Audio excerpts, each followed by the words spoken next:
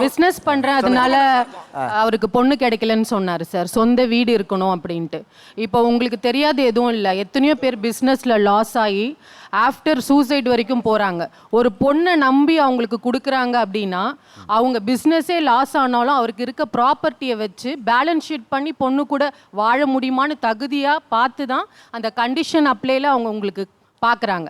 வீடு வச்சிருக்காங்களா, எவ்வளோ பேங்க் பேலன்ஸ் வச்சுருக்காங்க, எங்கே வேலை பார்க்குறாங்க, இதுதான் ஃபர்ஸ்ட் கொஸ்டினாக இருக்குது. அதுக்கப்புறம் தான் மாப்பிள்ளை எப்படின்றதே அவங்க பார்க்குறாங்க. மாப்பிள்ளை எப்படின்றது பார்க்குறது தானே சார் ஃபர்ஸ்ட். பர்சனாலிட்டியை வச்சு வாழ்க்கை முறை போகாது சார். எத்தனையோ பேர் இந்த எக்கனாமிக் சப்போர்ட் இல்லாமல் குடும்ப ரீதியாக எவ்வளோ பிரச்சனைகளை சந்திக்கிறாங்க. எக்கனாமிக் சப்போர்ட் இல்லாம குடும்ப ரீதியா நல்லா சந்தோஷமா வாழ்றாங்கல்ல, அப்படி வாழ்றவங்களும் இருக்கிற இடத்துல ஏன் இவ்வளவு டிமாண்ட்ஸ், இவ்வளவு கண்டிஷன்ஸ் வைக்கிறாங்க? ஒரு ஏழை வீட்டு பொண்ணு நீங்க அப்படியே ஏத்துப்பீங்களா? கட்டின புடவையோட நான் ரெடியா இருக்கேன். கட்டின புடவையோட வந்தா காலம் பூரா வச்சு பார்த்துப்பேன்.